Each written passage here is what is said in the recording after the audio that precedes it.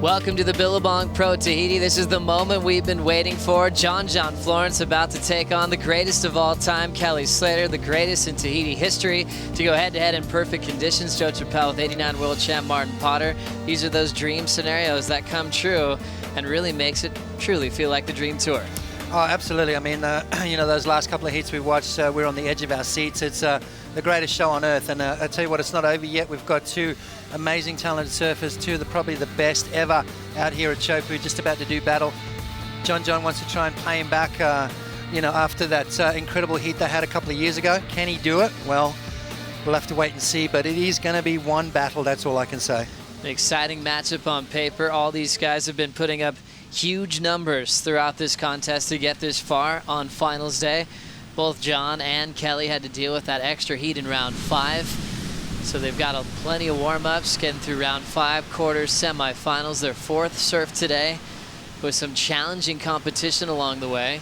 Both surfers had to battle against former champions in Tahiti. As you see, John Florence at just 23 years of age. In his first final ever here at Chopu, his seeding was 2 when he entered the contest. Now he's world #1 heading into San Clemente, California. Yep, and he's going to be feeling good about that, let me tell you.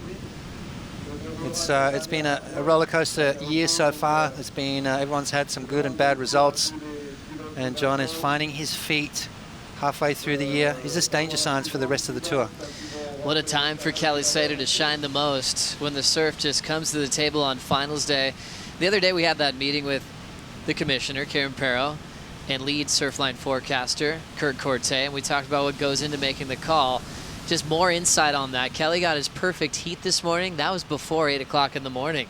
They made the decision to run super early based on those conditions, so another great decision from the commissioner's office, and that had a whole lot of meaning to Kelly. His 3rd perfect heat in history. Took Keanu's jersey to something just to remember it by, and he'll never forget that momentum that he really kicked off finals day with.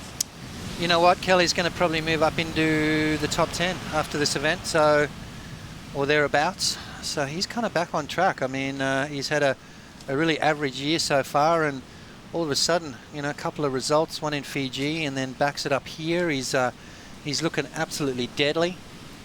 4 perfect 10-point rides, 1 perfect heat, and he's not done yet. I mean, we've still got lots of action to go. 35-minute final, and 2 of the most popular informed surfers on the planet right now. It's a big word there, popular too, because it comes down to the Surfer Pole Awards. Kelly just wins it every time. The one guy that finally broke that hot streak was John Florence, and John's had some really hilarious speeches up on that podium. They're fan favorites for good reason. For Kelly, well, we've known why. Watching him for over 2 decades compete at a high level for 11 world titles, but still in the hunt, even when the last couple of years he's been winless, something that really never happened to him before. 2013, he won the Pipe Masters over John. That year he had 3 wins. You go back to 2012, he also had 3 CT wins, but without clinching that 12th world title.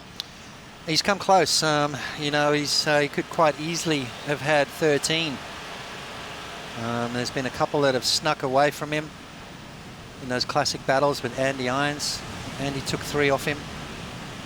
I mean, quite easily could have had 14 or 15 world titles, Joe, and that's a crazy thing to think about, but I think he's more focused on what he's got to do right now, and that is try and contain one of the best surfers on the planet, John Florence. Florence starting the final, pulls into the pit, the grid size, mid-chip, all the way through the inside corner.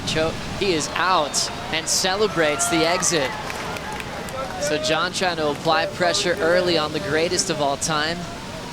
As we look at 31 minutes to go, we're hearing a lot of hoots from the channel, seeing the waves start to pull the water off the reef. Looking for Kelly with priority. He's going to let this one run through. Yeah, good move right there from Kelly. You know, I think with the direction at the moment, those bigger ones are kind of breaking just a little bit off the reef. So Kelly Slater, he's got a really high IQ when it comes to this spot. He knows exactly what kind of wave he's looking for. And it's not always the biggest ones with Kelly. I mean, you saw in that heat against Ace, there was a couple that he didn't come out of. They were the sort of the more the medium ones, and he was in the barrel for quite some time. Had he completed 2 of those waves, we probably would have seen a couple of more 10-point rides in his tally. Let's have a look at John. Straight in, nice and easy, driving through this barrel right here, untouched, and comes flying out of the end. So John absolutely having a ball today. I think he's had more good waves today than most people will have in their entire lives, Joe. As John kicks out of the first wave of the final and will set the scale. Beautiful vision there from the drone. You can see the cracks and crevices in this crazy place called Chopu, one of the infamous surf breaks around the world. Deadly. We've seen some injuries, we've seen some skin loss, we've seen a couple of uppercuts, one from Dusty Payne, one from Julian Wilson. What an event it's been.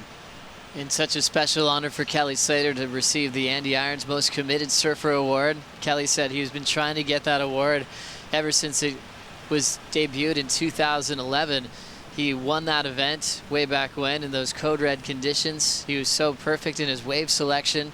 Usually likes to build his score line and save the best for last. We've asked him about that for 20 years, how he holds back for finals day and then just flexes through the scale and shows the judges a little bit more. Well, it came early for Kelly. Then the conditions just required him to do the unbelievable 210s to kick off finals day.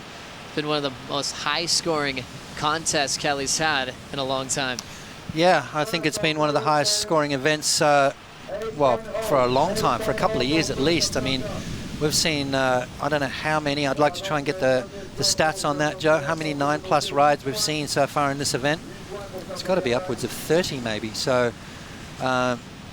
you know, and it's not over yet. John Florence opens up with an 8.0. So there's the scale. That's the sort of the yardstick, so to speak, that the judges are going to use from here on in. Everything is going to be compared to that. They're giving themselves some room to move, and what a great time for the fans to be in the channel to watch 2 of the best ever to take on Chopu. For John, it was all about reputation. Everyone knows what he's capable of out here. For Kelly, it's about what he's done in competition since it was debuted here in 2000. Took the win over Dorian. Talk about longevity, going from those first couple of CT events to win to his more recent win in 2011. To put himself in a fighting shot to go back into the top 10 picture. As Kelly looks like he could be on the move here, Potts. Yeah, look how crazy this wave is. I mean, you can barely see it from where, you know, from where we are anyway, as it lurches under the reef. Kelly strikes back, trying to match John. Grabs the rail after a big pump for speed. He comes out after the spit. And he just has to look back and enjoy the ride. John's turn now to answer. Some foam to deal with deep. Rail nice and solid, and he gets shot out. He'll back up his 8.0 quickly, and now the rotation begins. Yeah, well, now we see 2 of our top prize fighters go head-to-head. Classic shootout, as Kelly would say. Let's have a look at John's wave first. You can see all that white water on the face of the wave from Kelly's, and that just makes it a lot trickier. I don't think that's going to be a keeper score for John by the end of this heat, that's for sure. But nonetheless, I mean, that was a tricky little barrel there from John. Opens up with an 8. He's got a nice little backup at Kelly. Let's have a look at this one. Grabs the rail now. He lets go. Double pump. Grabs the rail again just to give him that stability and comes out the end. Kelly Slater knows this wave as good as anyone. As he drives through that section, the wave unloads and then Kelly comes out afterwards. So about as deep as you could possibly get on that wave. What a nice little opening wave for Kelly. Amazing way to answer back to John Florence. Kelly talks about his inspiration to compete at 44 years of age. We obviously know what Andy did for his career to inspire him to come back to compete after just completely dominating the 90s. And then it was a man named John Medina. Kelly, before the final at the Pipe Masters that he got with John, said that was his dream. He wanted to be on tour to surf classic pipeline against John because John's the new guy out there and he wanted to battle him. Kelly got that wish, beat him in that competition, and now inspired once again. Chopu was next on the list, and this one's all coming true. Kelly answers John with a 9.77 on his opening ride. My goodness. One judge dropped a 10 on that. 9.77 to start the final for Kelly Slater. John with an 8 and a 7.23. basically both those scores are going to have to be replaced. That's my thoughts anyway. 25.5 minutes remaining. It's going to be all about 9+ rides if you're going to win this thing. Impressive start for both John and Kelly Slater. We have P. Mel watching all the action from the channel. What were your thoughts on the opening exchange, Peter? Feels like there's new energy. I really don't understand it, but it feels like it's sucking you into the channel. An angle like that wave right there, just exactly what we wanted to see for the final of the the Billabong Pro Tahiti here. It does. It just feels the energy is still here, and it's extensive, not only from the vibe in the channel, but the ocean itself, and just what a start. I mean, Kelly, who are you going to have to pick this one? And it is a true toss-up from the performances by both of them, but Kelly does definitely feel like he has that mojo. Definitely does, Pete Mel. Thinking about how he started off today, 2 10s, then he got the AI award along the way. Everything just keeps continuing on. We look at the top waves ridden so far in this whole contest, and Kelly is on there 4 times with 4 10s throughout this event. Then you go to Medina's 10. Julian Wilson had the 10 that almost took out Florence. Then after that, Kelly's got a 9.83 in the mix, all over our score sheet for stats of this event. John's high mark, a 9.93, almost perfection. As his 10 might come at the right time. He's going to need it in the final pots. He's going to need it. Kelly's just dropped a 9.77 on his opening wave, so John is going to have to go to and surf close to perfection to try and take this one out. I'll tell you what, we're on one of our breaks, Joe, watching Kelly perform. I think it was against Ace, and I think we all came to an agreement that he's almost getting better in waves like this. It's almost like his tube riding skills, his positioning, his timing, and in these kind of waves is almost getting better. At 44 years young, I mean, he is still pushing guys half his age and still improving his skills. I think that's such a good call, Potts. When you look back at his wins in the highlight reel over the years, he was a superstar in barrels, always setting the pace, but lets go of the rail now, takes off in more critical sections. He's so mobile over the foam ball so many times, where I really do think he's getting his best waves to date at 44 years of age, right now peaking in the final. Yeah, well, to start off with a 9.77, he's made it quite clear he's not going to make it easy for John. And I don't think John would want that. I think John would want to sort of, have Kelly surf at his best and then try and take him down. So Kelly's started off great, and John's just going to have to play catch-up. Well, let's just reflect back quickly on 2014 when we saw these guys match up in a semifinal that we'll never forget. The conditions were flawless. It was absolutely firing. John Florence, Kelly Slater at the top of our game and just swung on the first exchange. And this just set this heat off as an instant classic. Yeah, I mean, I'm still calling they were both 10s, even though we had to pick one and one had to be better than the other. I mean, look at the waves, look at the size of this day. It was absolutely perfect. Kelly just the high line and came out of that. It was one of the most incredible heats we will ever see. Look at it. This is, I mean, making it look so easy, Joe. I mean, that's one of the most treacherous, most dangerous waves on the planet. John and Kelly have that ability to make it look so easy. You just see the water drawing off the reef, and it's flawless. Not one bit of water is out of place, and you had the 2 best in the business going blow for blow. With the decision of not getting a 10 on the opening exchange for John, it was a tie-break decision, both with 19.77. Kelly got the win, went on into the final, but finished runner-up to Gabriel Medina on the day. In situations like that, I reckon we should have a resurf. Because wouldn't you like to see those guys go back out and surf for another 35 minutes? It's a moment we'll never forget. Kelly, speed pump, deep on this one. Slams on the brakes to extend the barrel ride. Now he's going to go for a backside float for a finishing move on a shallow section of the reef. He can't hang on. Don't be doing that. That's dangerous stuff right there on the inside. Kelly is absolutely fired up right now. Has the ability to almost come flying out, but then hit the brakes and slow down and sort of maintain inside the pocket of that wave. Even when that wave's trying to regurgitate you out, Kelly's still got the know-how to just hit the brakes. Incredible sort of technique that he's got. Let's have a look. This is one of those little West bowls. Kelly pumps up under there right now. As he's about to come out, hits the brakes and just gets that little bonus bit. and then goes for this crazy floater right here, incomplete maneuver, but it's going to be a nice little backup for Kelly. Perfect positioning again. I mean, one of the best tube riders on the planet, up and over right there. You can see him leaning back, hitting the brakes, and then goes for that crazy floater on the inside chopping board.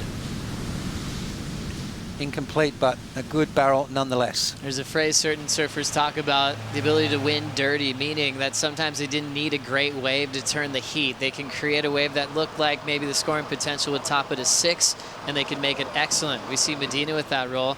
Kelly's been famous for that his whole career. And I think in barreling conditions, he still has that freak factor. He could take off on a wave that maybe has a 6 potential for some guys on tour, but the way Kelly can approach it, he can turn it into a keeper score line with more drama, more rhythm, can dance on the foam ball, and that's that shallow reef that Kelly was floating over for the finishing move.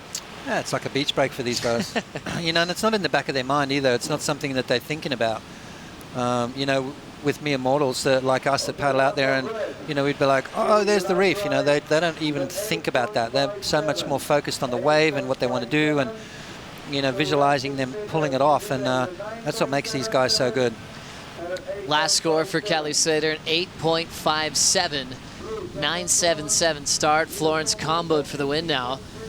Started with an 8.723. Now he's got 19 minutes to surf a brand new heat. He has priority, and he'll be fired up to answer back. As we know, John already #1 in the world heading into the Hurley Pro. Kelly just making the final means he's in the top 10 now on the Jeep leaderboard, a place he's never finished outside of in his entire career. We're talking 23 years straight. And he's not going to start now. I mean, he's come out of nowhere. I think he was 19th before this event, so just making the final puts him in the top 10. If he wins it, he's obviously going to move a little bit further up. So unbelievable stuff from Kelly Slater. You know, and it's conditions like this where he starts getting excited. I mean, if we had a tour where we traveled the world and surfed waves like this all around the world, I think Kelly would compete at a high level for many, many more years to come. So impressive, changing the game and still doing so at 44. Remember, you can get the WSL app all for free and follow this exciting world title showdown. This is stop number 7 of the Samsung Galaxy Championship Tour. We head to the Hurley Pro at Lower Trestles, then the European leg starts. France has been won by John Florence more recently. Portugal's a fun one at Super Tubos, and then the season finale, the Pipe Masters, John Florence backyard, and pretty much Kelly Slater's backyard too. He's got a house right there, next door neighbors. Kelly bought a house there because that's where he wanted to dominate, and he certainly has with 7 Pipe Masters to his name. Yeah, absolutely. You know, Sunset Haleiwa, obviously part of the Triple Crown, but when you're looking at the WSL World Championship Tour, Pipeline is really the spot that you've got to master, and Kelly did that at a very young age. Still 17-25 in this super heat of a final so far, the greatest of all time, leading the charge with a 9.77 and an 8.57. We'll be back for more after this.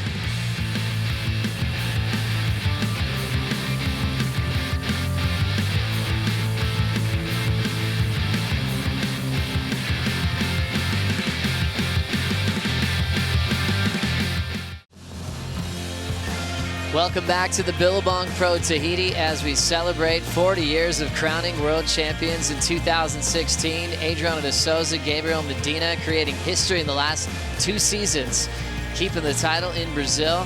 Fanning, Parco were the Aussies that took over those years. You thought Kelly might be clinching his 12th. The 11th world title for Kelly came in 2011. We flipped the script. The motivation for Kelly came through the Andy Irons era. He went 3 straights. There was months at a time where Andy was demoing the best guys in the world with a hot streak going for sometimes 8 or 9 months. Sonny Garcia taken in 2000, the shortened season. CJ Hobgood won in 2001.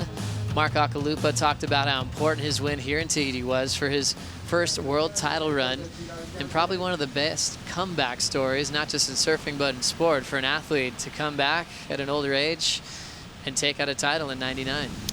Yeah, unbelievable. You know, it's a difficult thing to do, to get yourself back into that kind of form, to dominate the world tour. It's such a long tour. It's a grind. It's a marathon in all different kinds of conditions. And yeah, you know, Aki managed to do that.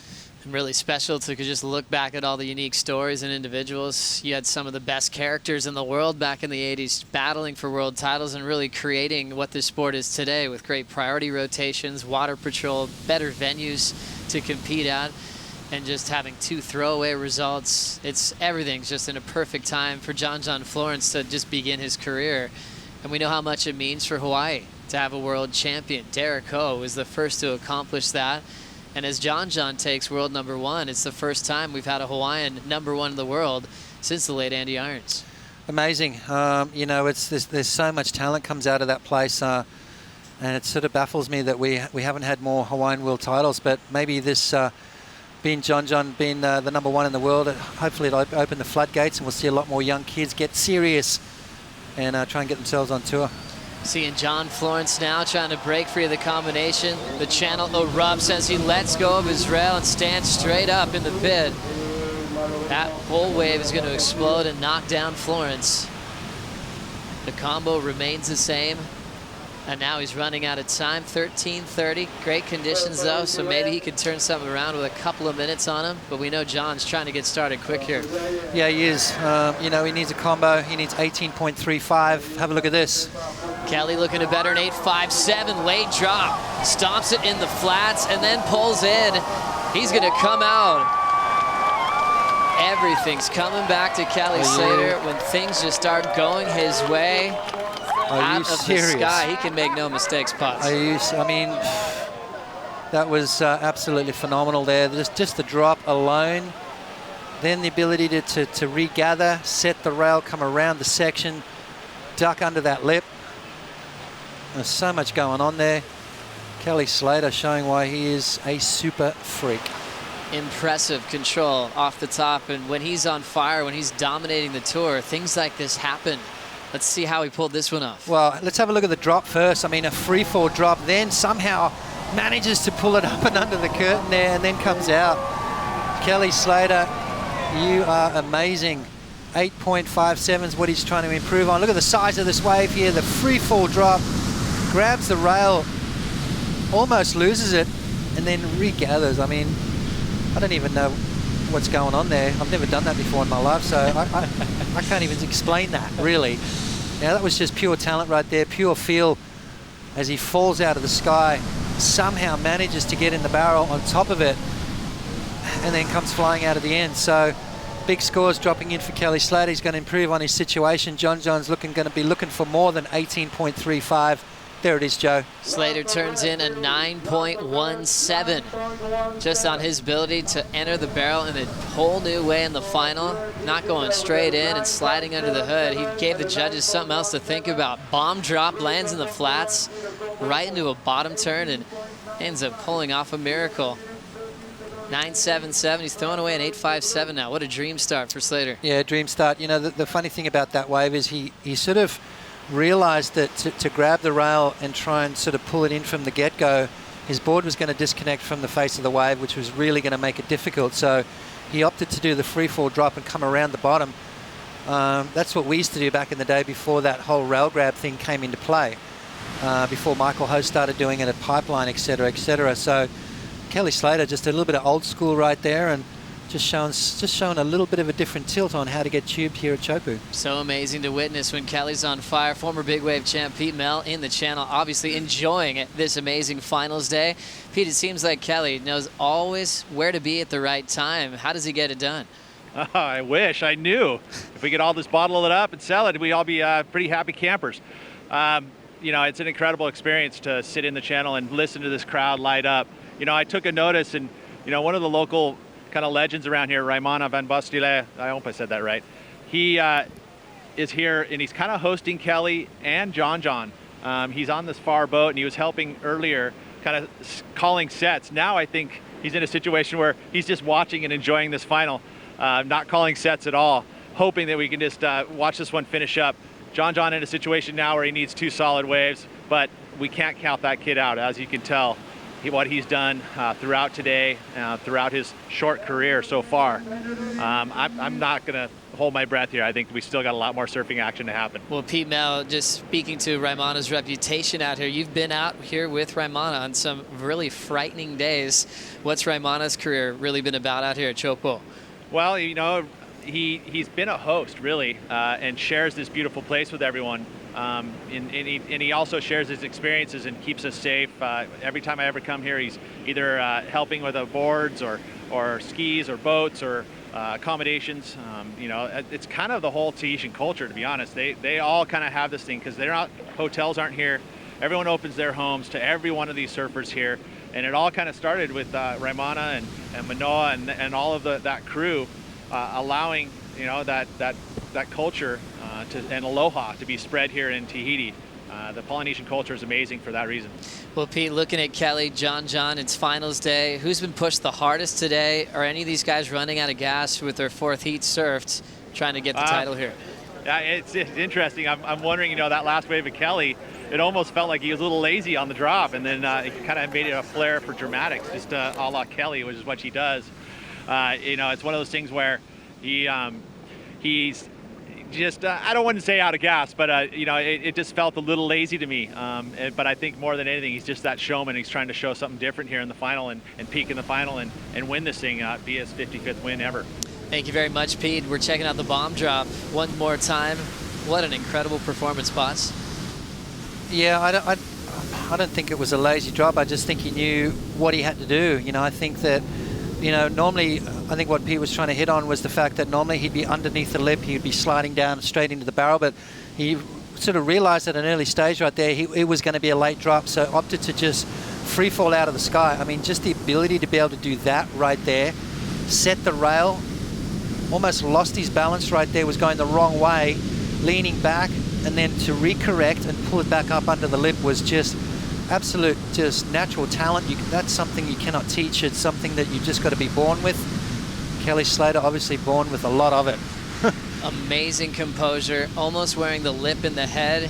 He was riding that one blind and had to shake the water out of his eyes, and he happened to be right into a massive cavern. That's all by design. Rewriting his road into the channel. He's had so many barrels today, so many 10s as well, high 9s to have John Florence comboed with 7:20 to go.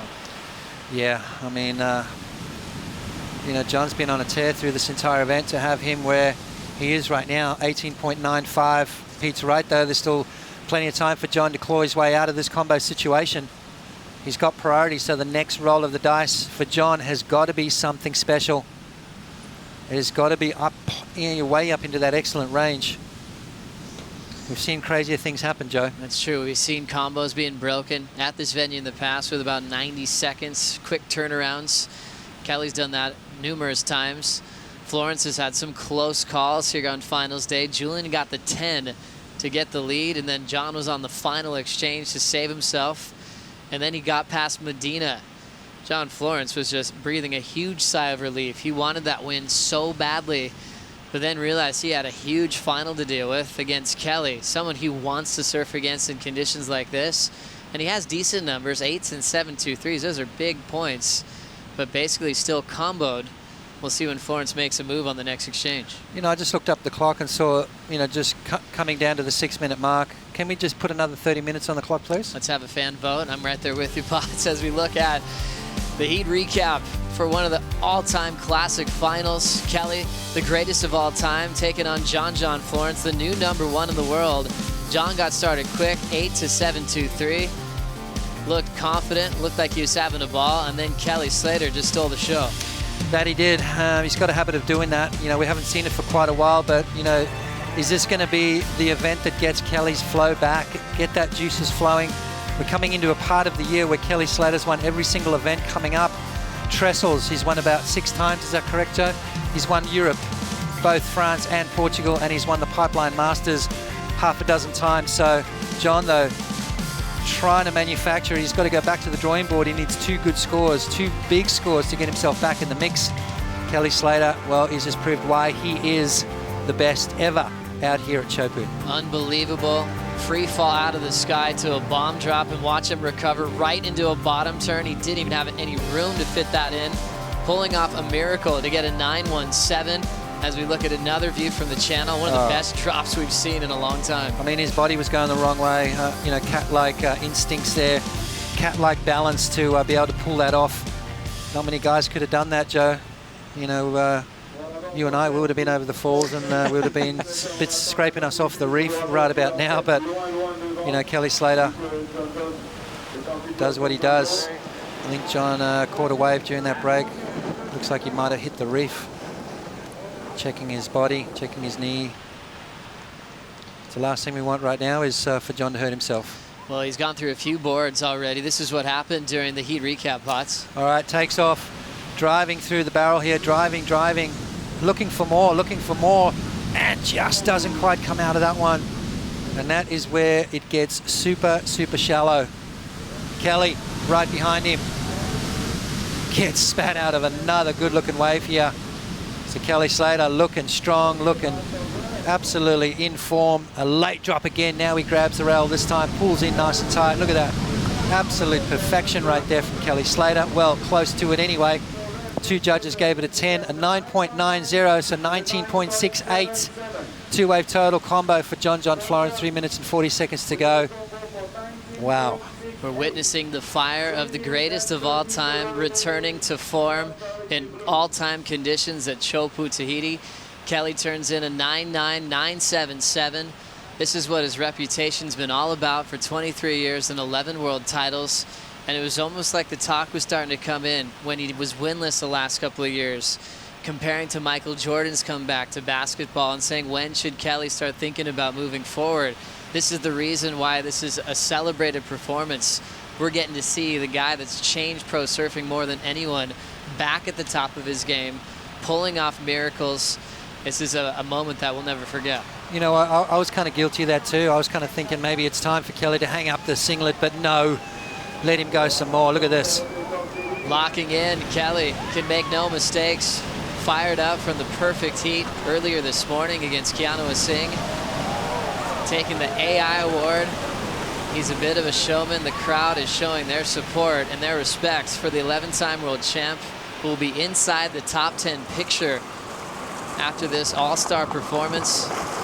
He's checking his watch, just realizing he's got more time to surf this wave uncrowded. He's got John still combo. I've never seen him wear a watch, Joe. It's the first time I've actually seen him check the time for a heat.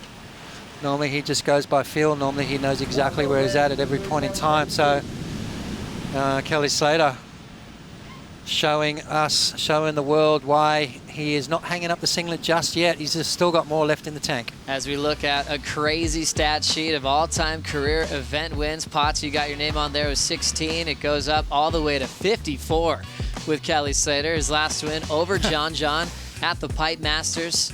So if he hangs on to this lead, it'll be a record-breaking 55. He's just been breaking his record for a long time now. Tom Curran with 33. That was thought to be unbeatable at the time. Tommy Carroll, two-time world champ with 26. Mick Fanning just won the J-Bay Open, and so he keeps his spot there in fourth as he'll be coming back to lower trestles. And the great Andy Irons in there, just at 20 wins in his amazing career, and that was just domination during his world title run. And so special that Andy's last championship tour win was here in Tahiti, and he did get through a semifinal with Kelly Slater back in 2010. You know what? We all thought we were ripping until Kelly came along. And then he just rewrote the book, really. John's called it quits, I think.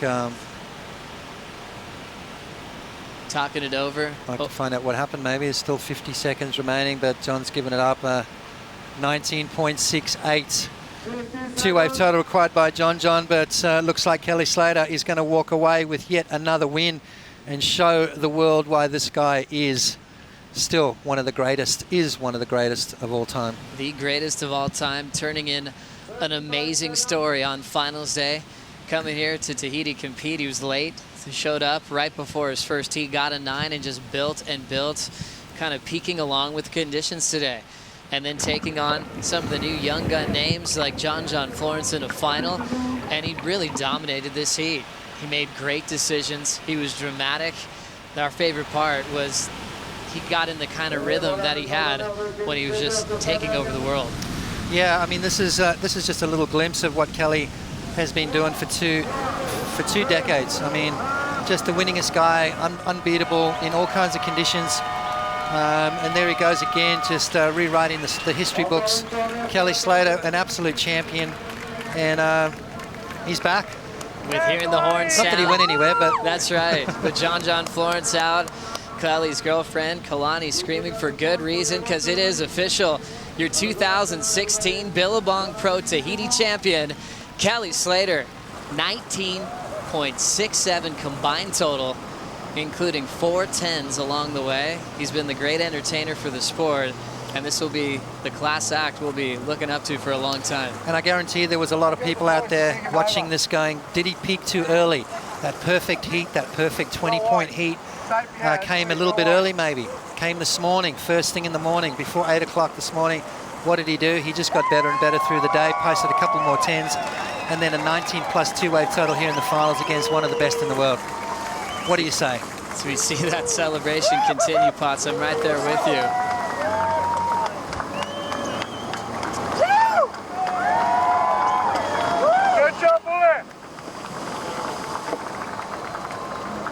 There was a time when winning just appeared so easy for Kelly. You wondered what the win started meaning once he started getting to 30s and 40s. Even at a moment in time where he took some time off for a few years, he wasn't being pushed that much for his world title run. He was that much better on tour. Now, after a couple of years being critiqued, and now he is taking his 55th win, and he's alongside Peter Mill.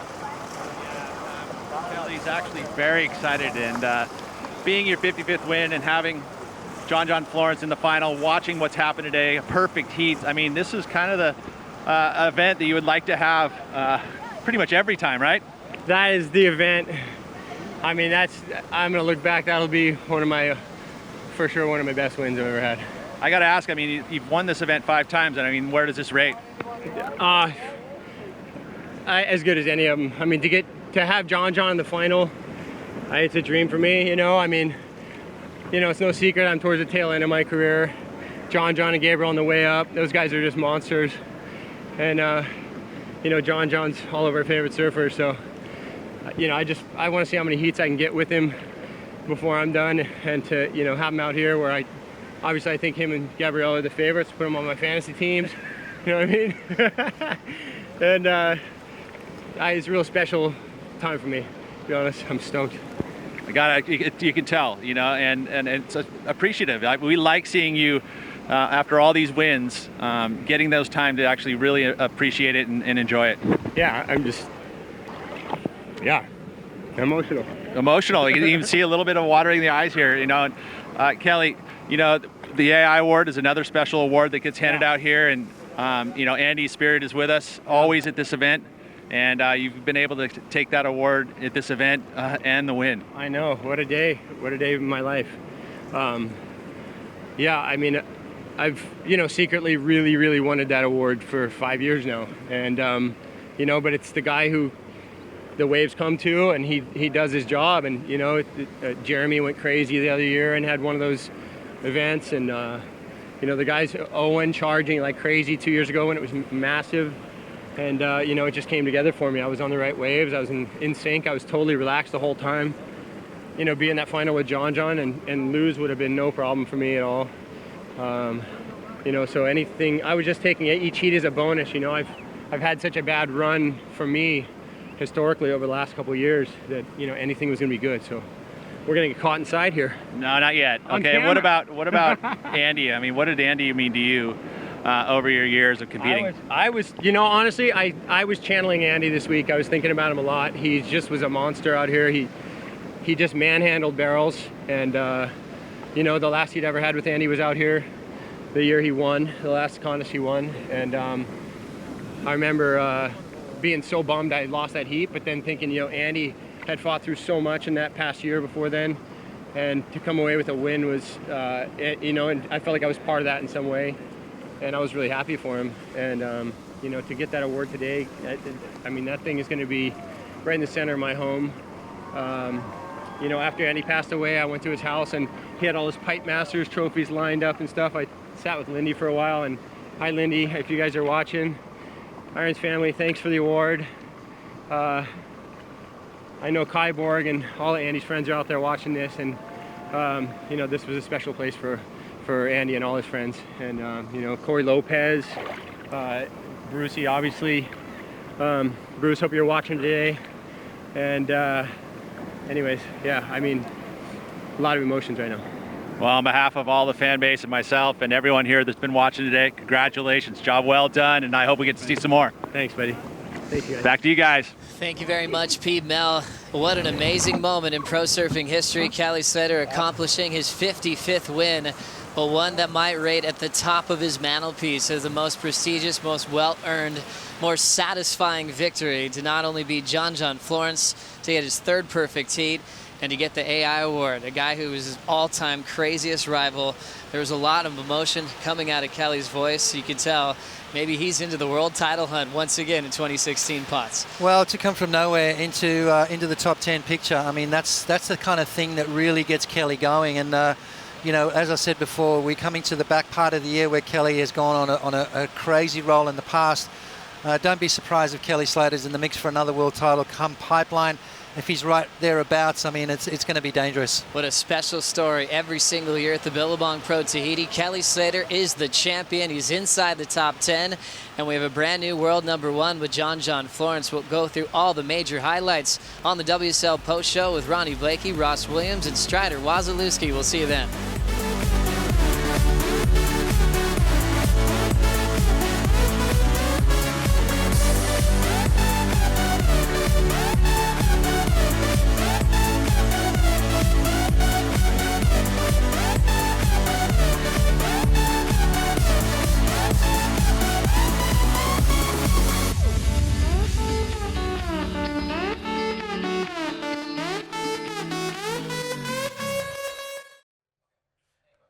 Do you like that? Well, if so, subscribe over there and then watch more videos over there. And then tell us your favorite videos down there. It's a 3-step process. Do them all now.